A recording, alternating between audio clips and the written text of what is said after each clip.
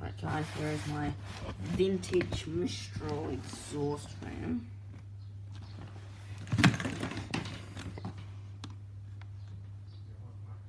And it's actually got very bad bearings. Now in this video I'm actually going to show you these bad bearings. Put that all the way around here so that I have to lift it up a bit, so don't mind me. I'm going to turn it on. 3, 2, 1.